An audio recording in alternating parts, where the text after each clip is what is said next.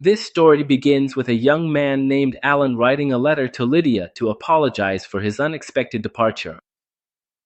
He's already on his way, and at this moment, he's on a train heading to the northern lands. It turns out the poor guy failed the exam to become a court sorcerer. In fact, we see how he writes to Lydia saying he never would have imagined seeing himself fail a test. He is her teacher and was a bit disappointed, but the protagonist asked if he knew of any job he could apply for. Well, yes, at that moment he didn't have a single penny to get back home. The teacher replied that he actually did know of something, since he had a friend who was looking for a tutor for his daughter. Even though it was only for the spring, the pay was excellent. The protagonist didn't expect to become an instructor, but his teacher immediately called his friend, saying he had found the perfect person for the job, since Alan was one of the best students he had ever had in his entire life. And yes, it's ironic that he failed, right? The teacher said that the student would be the tutor for the daughter of the Howard family, one of the 4 great houses of the docks. Yes, he was specifically referring to Tina, a young woman eager to enter the Royal Academy next spring. The protagonist thought it was strange to be the teacher of someone so important, but then he remembered a certain redhead, also the daughter of a duke, and the thought quickly passed through his mind. Oh, and in case you're wondering, the teacher already had the train ticket ready, so you could say the old man had planned everything in advance. Back to the present, the protagonist wonders what kind of adventures await him as he is greeted by Graham, the head butler of the Howard family, and by Eli, an apprentice maid. They have to go to the house in a cramped car, and since space is limited. The first thing that comes to the old butler's mind is to suggest that Alan put Ellen on his lap, which is obviously awkward. She immediately refuses, as does the protagonist, since she thinks it would be extremely uncomfortable. However, Eli tells them not to worry and that she'll go along with it anyway. Yeah, pretty forced, if you ask me. What's interesting here is that the protagonist, upon seeing a ribbon in her hair, starts to suspect who she really is. Since it's really cold on the road, Alan decides to use a spell to warm up the inside of the car, which impresses the two of them because he did it so easily. When they arrive at the house, the protagonist gets out of the car and apologizes to Her Highness for having bothered her. Yes, this girl is the princess, and Alan had known that since the station. How did he know? Because she clearly didn't look like a maid, and the ribbon she wore was embroidered with gold, so it was obvious that she was Tina herself, his future student. She runs off, embarrassed for having been found out. The butler then invites Alan to come into the mansion. Graham also tells the real Eli that the tutor has arrived and to take his luggage to his room. But the girl is so clumsy that Alan ends up saving the situation. He cheerfully says that it's all right. The butler, however, gets annoyed because the protagonist, just as his master had said, seems to be a natural flirt with young girls. He doesn't know what to think, but Graham, annoyed, says it's time to meet the master of the house. That's how we meet Walter Howard, Tina's father, and a man of great power. He thanks the protagonist for accepting the invitation and mentions that ever since he spoke to the professor about the position, the old man hasn't stopped praising Ellen, believing there was no one better. He asks if he's already aware that the job is to be Tina's tutor for a while, and Alan confirms. Walter then gets annoyed with the professor because, in reality, Alan isn't supposed to just teach her. He needs to convince her to change her mind about joining the academy. To give more context, Walter explains the family's situation. There are 4 duchies and, due to their invaluable help in founding the nation, many lands were granted to them in the north, south, east, and west. The Howards have taken care of the northern lands for generations and have a strong military reputation. However, it seems that all of this will end with Walter. Tina lost her mother when she was still young, and he only has 2 daughters. Stella, the eldest, managed to get into the academy, but she's not very talented with magic. Walter doubts that she will be able to master the supreme magic inherited by their bloodline. And Tina, on the other hand, has no magical ability at all. Although she has mana, she can't even cast the most basic spells. Several of the best mages have already examined her, but no one understands the reason. Walter believes that his daughter Tina is very brave and has a dormant sense of duty, since she chose to go to the academy to try using magic, even though she could have chosen another path. That's why he hopes Alan will be able to understand the depth of the issue on his own. After some time, they arrive at an area where Tina has cultivated several plants based on the information her mother left in various books. It's something surprising, considering that these plants normally don't grow in that region. But, thanks to the girl's research, it became possible. Walter hopes that Tina can stay and continue with this process, since he believes it's something very valuable for the territory as a whole. The poor protagonist already realizes that this job will be much more complicated than he expected, and all of this is his teacher's fault.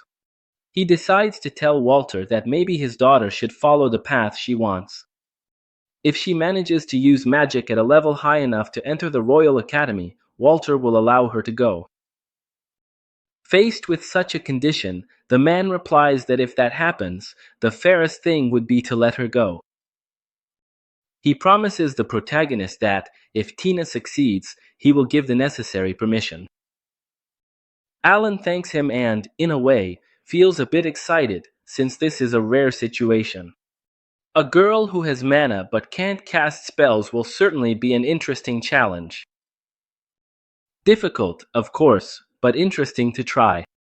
After that, a welcome banquet is held for Alan. Walter comments that the atmosphere there is usually livelier and that he has the habit of eating together with the servants, which the protagonist really likes.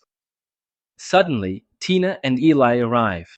Walter introduces his daughter as if he doesn't know her, and Alan pretends to be delighted to meet her. He even mentions that he knows Eli and asks if she's cold from the carriage ride, but Eli has no idea what he's talking about. Tina quickly changes the subject so she won't be found out, but Walter interrupts to say one more thing to the protagonist. It turns out that Eli is the sole heir of the Walkers, a family that has served the Howards for generations. He wants the protagonist to teach her magic as well. On the other hand, Eli isn't so sure about it, since she feels terrible at magic and doesn't want to be a bother. Alan asks if she wants to go to the Royal Academy with Tina, and she says yes, she'd love to, because she loves Miss Tina very much. The protagonist congratulates her and pats her on the head, which makes both of them embarrassed. Eli then asks him to speak to her informally, and Tina and Walter agree. Suddenly, a black kitten appears and reveals itself to be the familiar of the professor who recommended Alan. And yes, its name is Anko. Hours later, the protagonist goes to the greenhouse and enters the central hall, where Tina is. He jokes by calling her Your Highness, which annoys her, since they had agreed to drop the titles. She takes the opportunity to tell him that lies are also forbidden, and that if he has anything painful to say, she's ready to hear it. Alan promises to be honest, but in his thoughts, he notices how tense the girl seems. Certainly, not being able to use magic hurt her feelings and created some insecurities. He decides to let her know that, for now, there won't be any practical lessons, but rather a written test. He takes the opportunity to explain that the entrance exam for the Royal Academy consists of a written part, an interview, and a magic test. Since Tina really wants to learn magic, Alan wants to know how much she understands the theoretical part. At first, Tina isn't sure, since she thinks it's hard to predict the questions because they change every year, but Alan clarifies that this isn't true. The exams follow certain patterns that repeat every few decades or centuries, but ordinary people don't notice. That's why he gives her a sheet with questions similar to those on the exam and expects her to be able to answer them that day. Later, the protagonist admits to himself that the girl is as smart as an old acquaintance of his, Lydia Lanster from the Southern Duchy, whom he apparently can't get rid of. Lydia is a strong, intelligent, well-educated woman with a lot of mana, and she managed to master a supreme spell called Blazing Phoenix. Why does he mention this? Because Tina is, at least in terms of knowledge, on the same level as her. The next day, he hands back the graded test, congratulates Tina, and says that from now on they'll focus on practicing magic. However, she gets discouraged, and Alan tries to cheer her up. Tina feels like she's always in the same situation. She tries something, but always ends up disappointing her teachers. However, the protagonist says that there's nothing wrong with that, since he himself recently disappointed his own master. Tina doesn't believe it because she heard that he's extremely talented, known as the brain behind the sword lady. Alan says that, actually, he's only known that way because he's the only one who can put up with Lydia's craziness, nothing more. He admits that he has less mana than average and probably only got into the academy because he knows how to handle it. He also says that the academy is extremely strict, with tough classes, and that half the students don't even graduate. Before they start the practical lessons, he wants to ask a question. Does Tina really want to go to the Royal Academy? Because she doesn't have to. She answers that yes, she wants to go, and it's not because anyone is forcing her. Alan says she has the option to stay there studying her plants if she wants, but Tina says that she loves them, of course, but needs to tell him something. When she was little, her mother used to read her stories about heroes who used powerful magic, and ever since then, she always wanted to do something like that. She wants to use great magic, but the problem is that, according to the protagonist, there's no one left who can cast it. Even so, it's necessary to try somehow, because as long as she's determined to move forward, she'll be able to find the right path. Out of nowhere, the blonde shows up, as clumsy as ever, and trips as usual. Now that everyone is present, Alan asks Tina to talk a little about the basic concepts. She explains that the elements are fire, water, wind, earth, lightning, light, and darkness. Everyone is born with an affinity for one of these 7 elements. The Howard family, for example, specializes in water and wind and can combine them to create ice magic. The protagonist comments that that's kind of right, but now he wants to know what they know about the strengths and weaknesses between the elements.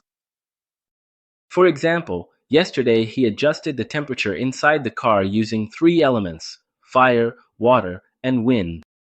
Usually, people believe that fire and water are opposites, but he has a rather curious theory that there isn't a fixed affinity for specific elements. That's why he wants everyone to open their minds and try out different elements.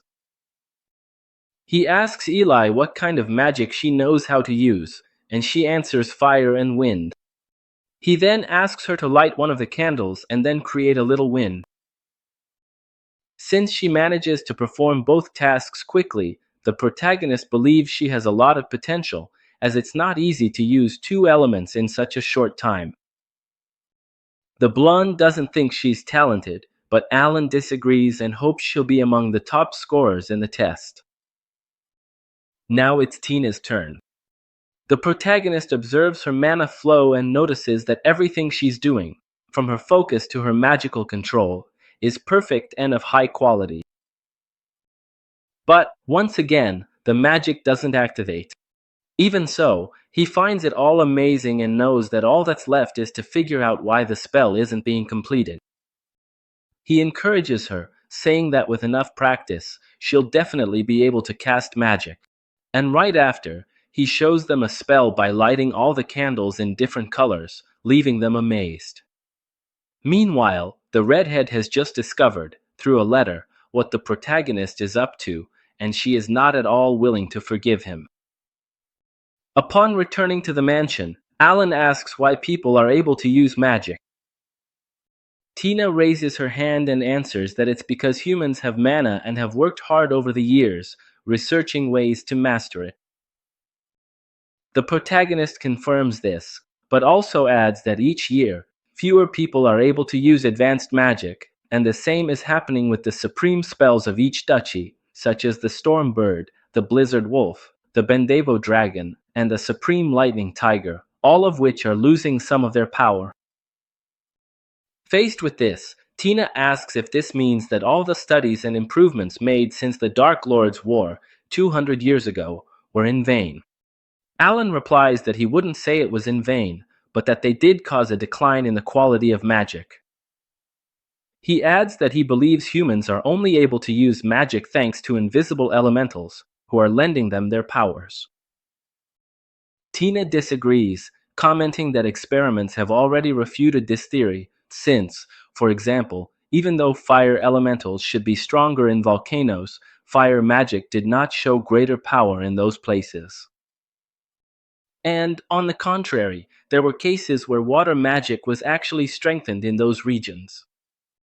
Alan, after hearing this, emphasizes that he has studied a lot, but questions, if you can't directly verify the power of the elementals, how can you claim that the experiments worked? This question irritates Tina a bit, and she throws it back at him, saying that this kind of questioning isn't valid. But that's exactly what Alan wanted to provoke. He then says that, if elementals really do exist, he doubts that affinities are all that important to them. However, most current magic formulas are based on the activation of a single element. That's why he asks the girls, if it were you, and people always asked you for the same thing, would you willingly lend your magic to the humans who force you? The girls answer no. That's exactly why Alan comments that he's trying to change the formulas and increase the blank spaces in them. He adds that he would like them to test new magic formulas. Addressing her, he says that since she can already use fire and wind magic, she should try with other elements. Ruby listens and tries to follow the instructions, but she can't do it and apologizes to her master, saying she's useless. Alan, calmly and kindly, replies that that's not true and encourages her to try again. Those words touch the girl, and she finally manages to light the candle. Next, it's Tina's turn, who also fails when she tries. Alan, however, encourages her to try again. Despite his insistence, Tina still doesn't succeed. At night, the protagonist walks through the mansion and discovers many old books that are already considered cultural heritage. In his mind, he comments that there's no doubt Tina has mana, but something is preventing her from activating her magic. He hopes to find some text that can help him with this. Tina arrives at the same place, accompanied by her maid. The maid warns her that it's already late and she can't let her stay there for too long, which the girl already knew. Even so, the book she's looking for is the Compendium of Magical Science, and when she finds it, the maid emphasizes that Tina is really just like her mother, since she loves books and is very studious. The girl replies that, unlike her mother, she can't use magic. The maid changes the subject and asks what kind of person her tutor is. Tina says that he is always trying to tease her, but when she remembers the scarf she received, she admits that he is extremely kind. The maid is happy to hear that and asks the young girl to go ahead, as she will close up the place. As soon as the girl walks away, the maid asks Alan to come out from where he is hiding. He is surprised that she found him, to which the maid replies that she is the housekeeper of that house, introducing herself as Shelley Walker. She apologizes for her intrusion, but says there is something she must ask out of duty. It's about Tina. According to her, every time the young girl trains with a new tutor, she ends up being belittled for not being able to use magic, which hurts her deeply and makes her cry in secret. Even so, Tina never gave up on her dream of entering the Royal Academy, and when she heard that Alan was coming, she was extremely happy. Shelley told her that Mr. Allen was the brains behind the Sword Lady, Lady Lydia, whom she admires so much. That's why Shelley asks Alan to save Tina, and the boy replies that that's exactly why he's there. Taking advantage of Shelley's presence, he makes a request to her. The next morning, Tina shouts that she can't accept it and demands an explanation. And maybe you're wondering what she's referring to. It turns out that the protagonist and Eli had gone out for a morning walk, during which he helped pick some vegetables. Obviously, Alan tells this to Tina. However, for her, that's not enough. And then, she asks him what she feels for the teacher, since Tina is clearly bothered and says that a girl wouldn't go out so early with a man, alone, if she didn't like him. Faced with all this, Eli confirms that Professor Allen really does like her, leaving Tina speechless. The girl suddenly comes closer and asks if that's true, and the blonde confirms it, although he says he loves his grandfather, his grandmother, and her even more. This ends up relieving Tina, and it's at that moment that Ellen comments that they get along so well they seem like sisters. She also says that if she had to say who is older, she would point to Tina, which annoys Eli, since she is actually a year older. Even so, Eli comments that she can't remember a single time when she was more mature than Tina, and this annoys her so much that she resorts to her secret weapon, saying that the next time she hears thunder, she won't sleep with her. This starts a fight between the two, which amuses Alan a little. Next, we see the teacher helping his student to touch a cat so they could sense Enko's dark magic. With that done, Alan asks the blonde to try, and she obeys. However, it doesn't work. The protagonist reassures her and now asks Tina to try, but something during the process stops her. Even so, the teacher encourages her, saying they'll try other methods. He demonstrates how it's done, summoning a cat in the palm of his hand. The girls, of course, want to pet it, so to avoid any fights, Alan summons another cat and says it looks so real because it was based on Enko. Later, Gray gives Alan a letter, and when he reads it that night, he finds out it's from Lydia. The woman calls him Dear Runaway Gentleman and says she received his letter with the news, but that she was bothered by the fact that he's working with the Howards, since if he wanted the job, he could have come to her house. Changing the subject, she mentions that she's seen Tina a few times and knows where she lives, emphasizing that it will be difficult even for him, though she says that if he uses that method, it might work. However, she forbids him from using it on anyone other than herself. At the end of the letter, she says she hopes to see him at the Royal Academy exams and threatens him. If he runs away, she will chase him to the ends of the earth, turn him into mush, and burn him. Finally, she signs as his attentive pursuer and, in a postscript, asks him to write at least one letter per week. Tina then asks what Lydia wrote, to which the protagonist replies that it's nothing, just scoldings and requests for him to write more. Eli, in turn, comments that it's clear Lydia thinks about him a lot, although Alan doubts the reasons are as sweet as she assumes. During the lessons, Alan notices that Eli is making a lot of progress, while Tina continues to face the same problem. However, at night, he notices fragments of ice and realizes that Tina is just a step away from activating her powers. He looks for answers in old books and ends up finding a mark in one of them. At another moment, as he's leaving the place, Eli invites him to her room, which makes Alan a bit uncomfortable, since a man shouldn't go in there at that hour, only someone chosen by her heart shook. Eli, however, quietly replies that, in this case, it's not a problem. The blonde invited him because she wanted to thank him. She mentions that the other day, her grandparents hugged her and told her they loved her more than anything, something Alan had asked the butler to do for her, since family love is a great support for the heart. She then reveals that, when she lost her parents, she was taken in by the Howards and remembers clearly the day she arrived there as if it were yesterday. She especially remembers a little girl who followed her everywhere, certainly with the same fear, since she had also lost her mother. Moved, Eli opens up to Alan and talks about her insecurities, about how she felt inadequate and believed there was no place for her. Even so, she had the courage to tell the master that she also wanted to enter the Royal Academy. Alan congratulates her, saying that she forged her own path through hard work and that she has a lot of talent. He says that she is not alone and that she should believe in herself more, which she accepts with a smile. All this support helps the girl keep improving, but without realizing it, this only makes Tina even sadder.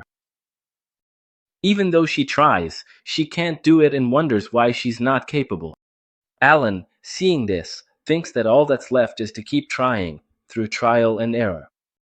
However, he remembers that if she doesn't succeed, he'll have to make the girl give up on the Royal Academy, a request from Tina's father, who, knowing the nobility well, fears that his daughter will end up even more hurt. That's why he asked Alan that, if Tina didn't succeed, he should convince her to give up. Even though he doesn't want that, the protagonist agrees. At night, we see Tina continuing to practice and the protagonist stays with her. After seeing her fail, he starts investigating the reason for it all night long until he falls asleep. The next morning, when he goes down to meet Tina and him, he only finds Tina sleeping. She asks if that book is going to help her, to which he replies that he was just reading it for pleasure. The girl calls him a liar, since she knows he spends the night reading, so much so that he didn't even show up for breakfast. Tina gets up and asks him to be angrier with her, to blame her, because she knows she can't use magic since she doesn't have any talent for it.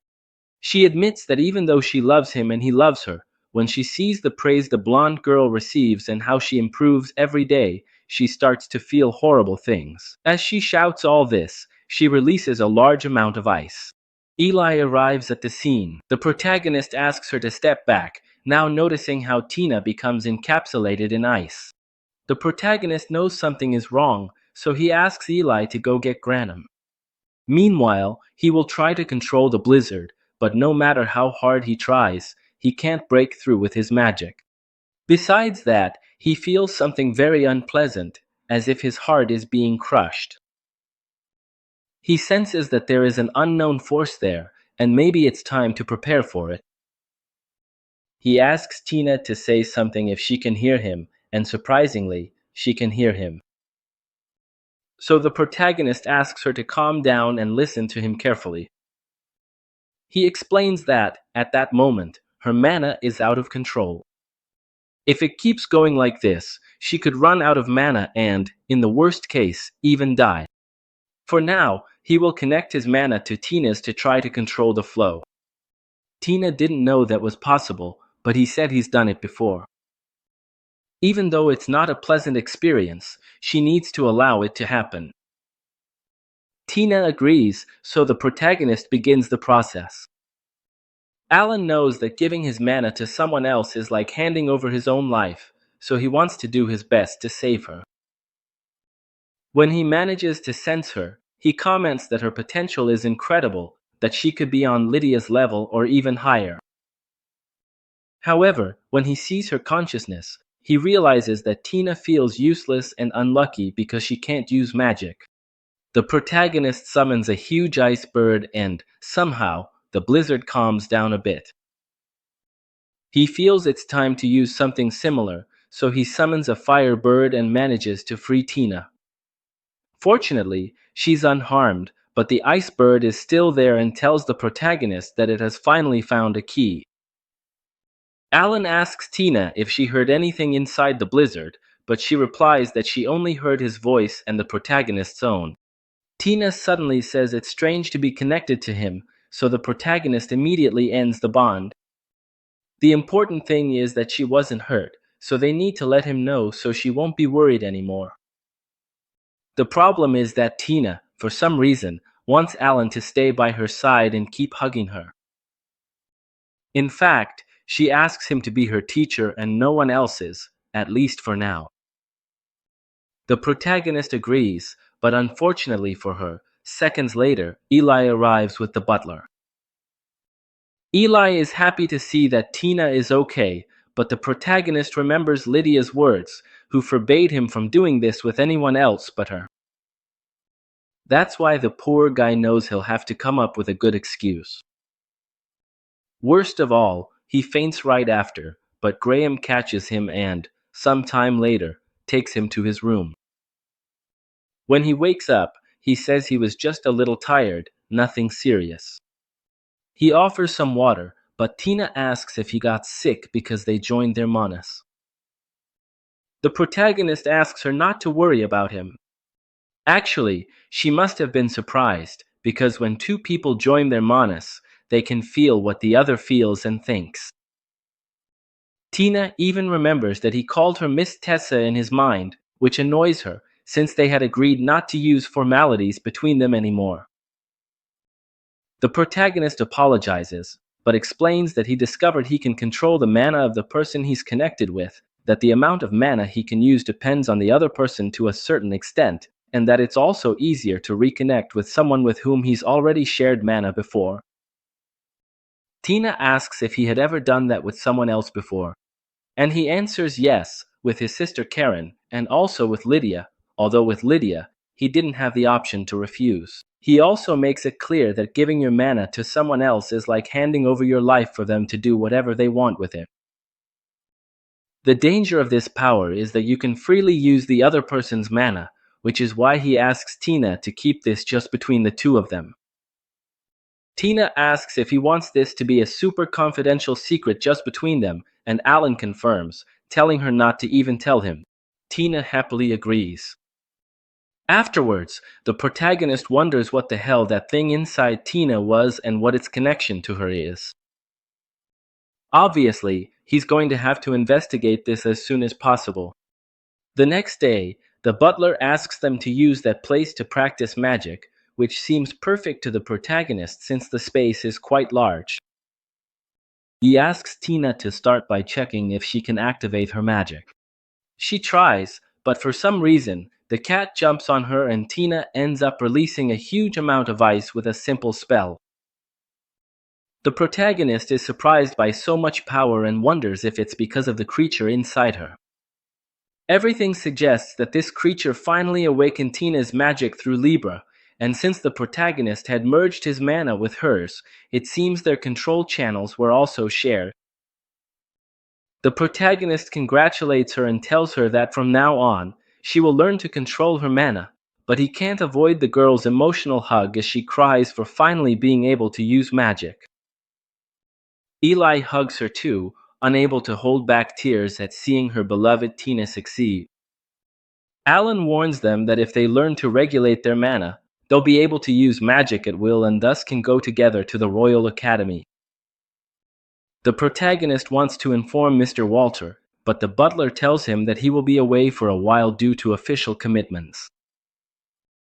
With that, Alan realizes he should warn him before he leaves, since he'll probably be happy, but something tells him it might not be that simple.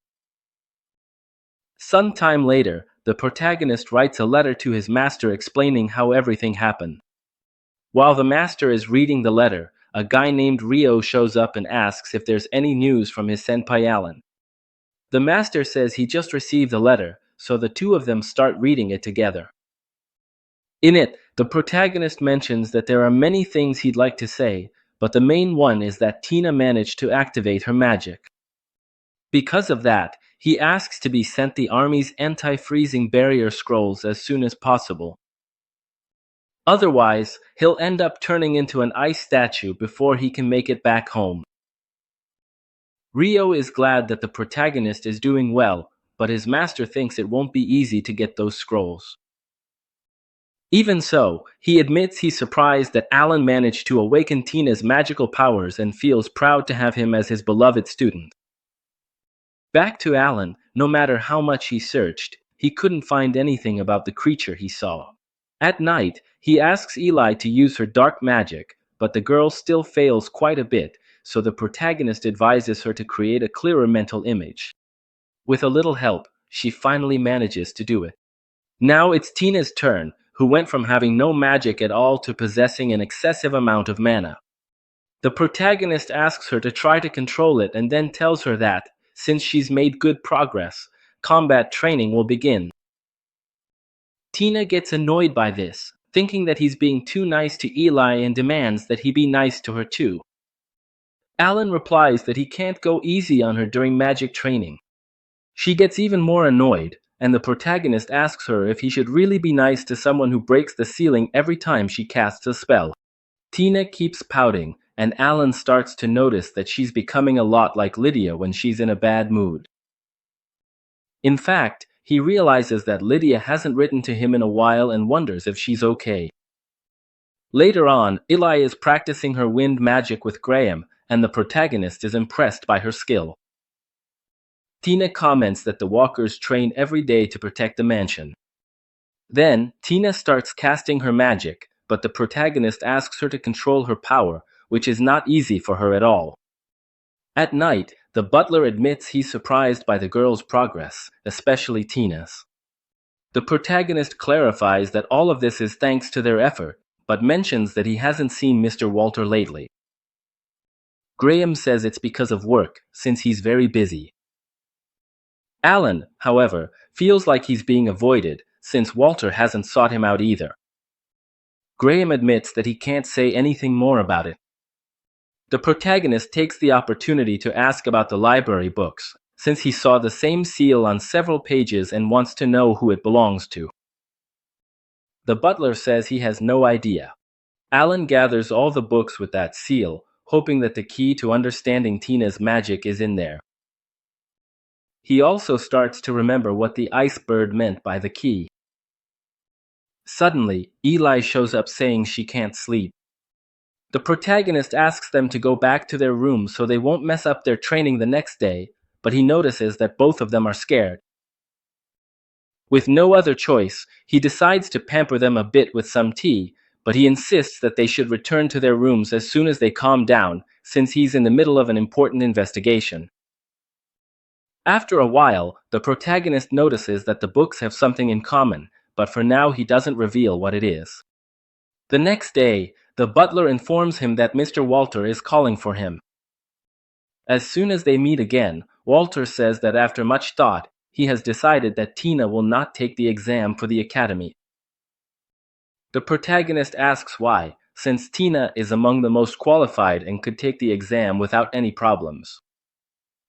Walter thanks him for the excellent work, saying he never imagined he would see Tina using magic like that.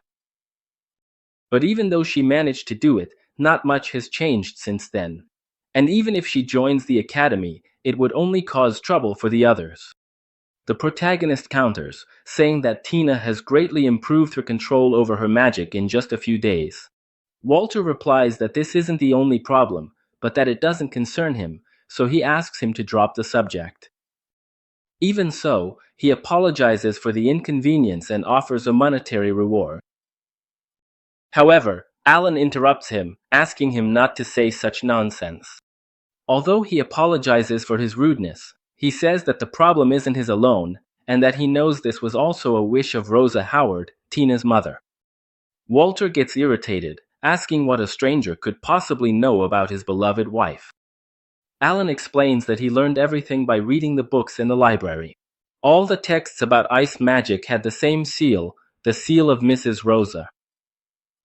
Surely, she left them there to help her daughter, because she knew that if Tina couldn't manage on her own, someone would eventually help her. He shows this to Walter and says that, as her father, he should know better than anyone how hard Tina has tried. That's why he begs him to reconsider his decision. Besides, Alan says he's willing to pay for his insolence. Walter, moved, asks him to lift his head, saying he's being very kind. He decides to grant his daughter permission, on the condition that she passes a final test.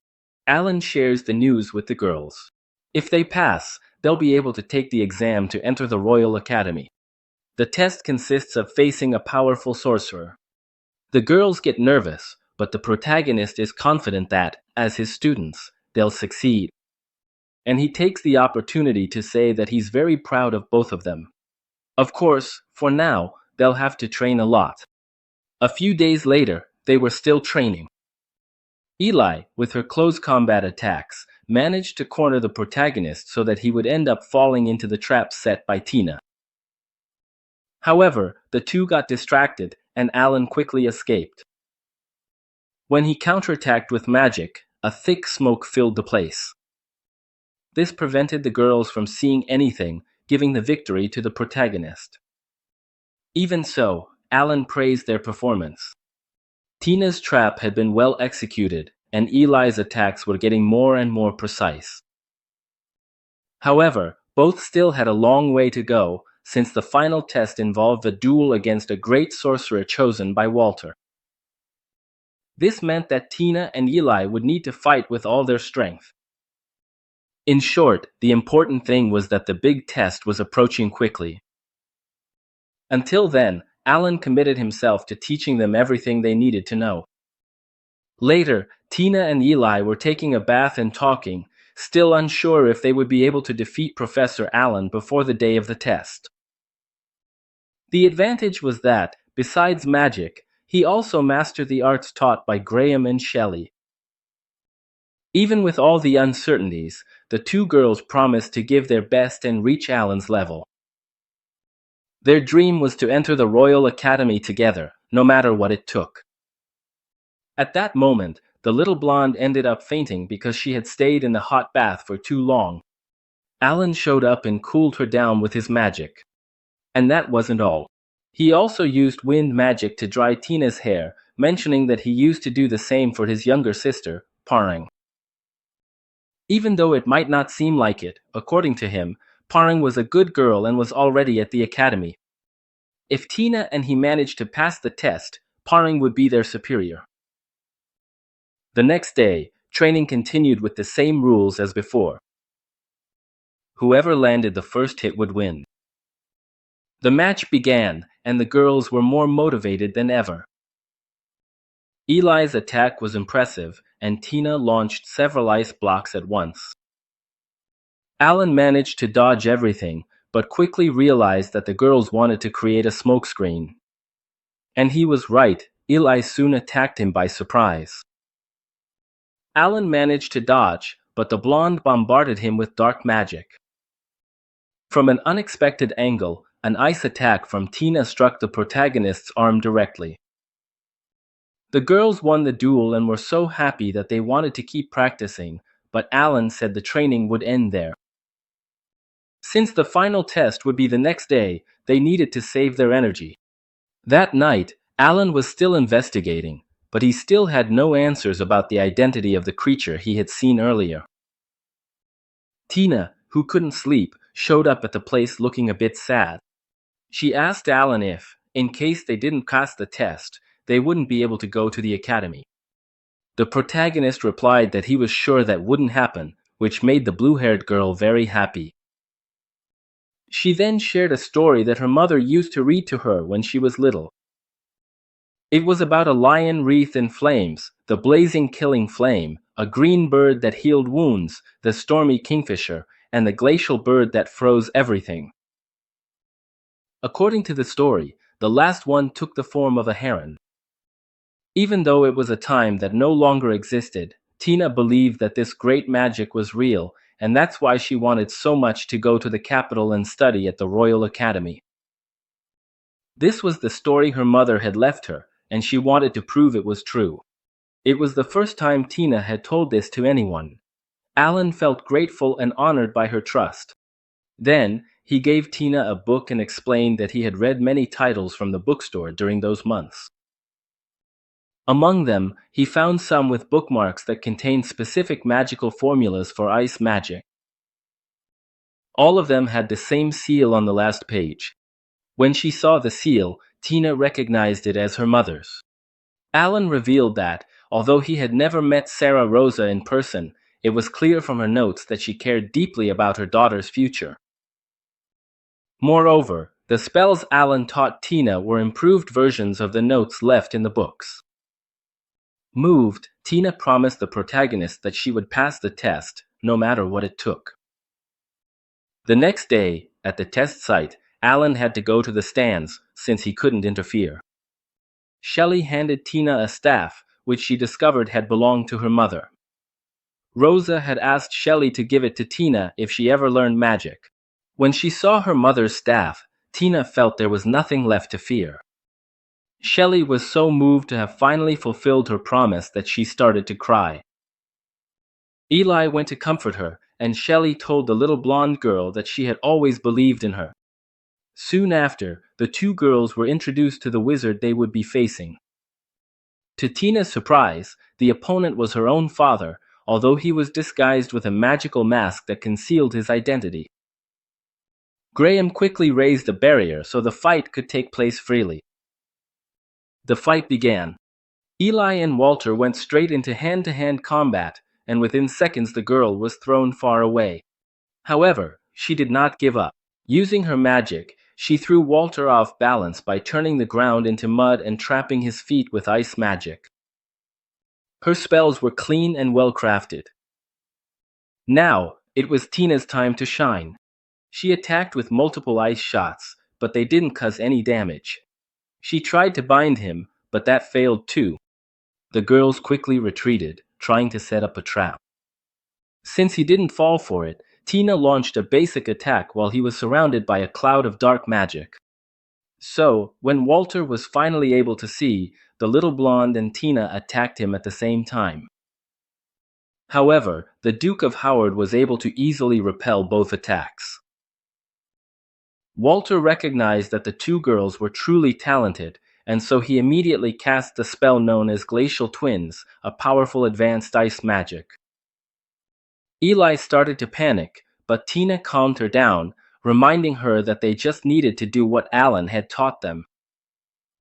From the top of the stands, the protagonist himself also shouted, encouraging his students. This reignited the girls' determination, and together they managed to repel Walter's advanced spell. The truth is, Tina was using magical formulas that not even Alan had taught her, which surprised the protagonist and moved Shelley. After all, that little girl was growing up right before their eyes. Back in the fight, the girls asked Walter to surrender, but he refused. Instead, he began preparing his most powerful spell. Alan knew that the magical barrier they had set up wouldn't withstand that attack, as everything around them was starting to freeze rapidly. He then ordered everyone present to leave the area, including Miss Shelley. Quickly, Alan came down from the stands and told Graham that he would take over as the referee for the fight. Although the situation was extremely dangerous, the protagonist was already more than used to this kind of tension. It was at that moment that Tina realized what kind of spell her opponent was casting and was left in disbelief.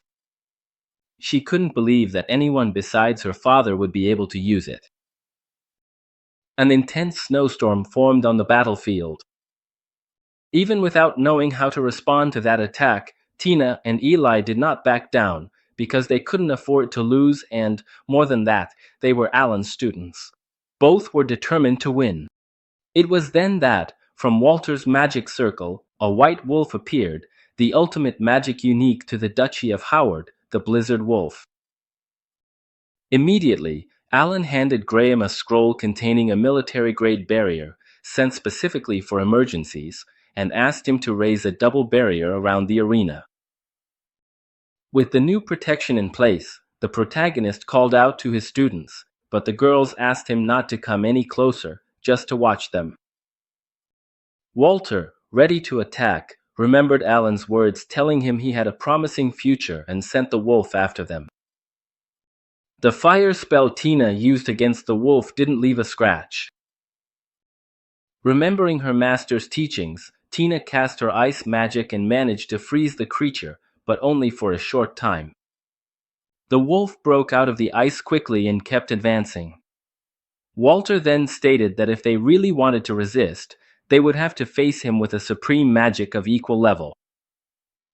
The wolf attacked again and, luckily, both of them were okay. Alan asked Tina to try to recreate the formula for the Blizzard Wolf, since she had already seen the spell and there was a chance she could imitate it. With some hesitation, Tina stared intently at her staff. Meanwhile, Alan asked him to cover his companion. Walter watched everything with great interest, but when he summoned his wolf again, Tina somehow managed to replicate the spell. Now, on the battlefield, two wolves fought under the orders of their respective masters. Alan realized that Tina's spell was still very rough, and if they kept going like that, the girls would end up losing, but Tina wasn't ready to give up. She took off her ribbon and wrapped it around her staff because, according to the story her mother used to tell her, the Lady of Ice did exactly that before fighting seriously. Tina then asked her mother to grant her strength. While being supported by Eli, a crane-shaped figure emerged from the magic and completely destroyed Walter's wolf. The power of the magic was so intense that the crane soared into the sky, making it snow across the entire field. A few days later, Alan, Tina, and Eli were ready to set off for the capital. Walter appeared, still a bit injured, telling his daughter that she had fought with honor, because at that moment, he felt as if he were seeing his own wife before him. The Duke apologized to Tina for everything he had done, explaining that he had acted out of fear of losing her. Immediately, Tina hugged him and asked him to take care of her plans. Walter assured her that she didn't need to worry. The girl then returned to Eli, as the train was about to depart. The Duke knew that the greenhouse was far too small for a girl as remarkable as his daughter, and now his duty as a father was to let her follow her own path in the world. Knowing that this was probably what his wife would have wanted, he asked Alan to take good care of his little girl, but warned him not to lay a hand on her, or else he would have to answer to him. Immediately, Graham made the same threat to the protagonist, but Alan made it clear that his intentions were not like that. And so, the three of them set off toward the capital. Although many events still awaited them, the protagonist was happy to have become the tutor of Tina and Eli.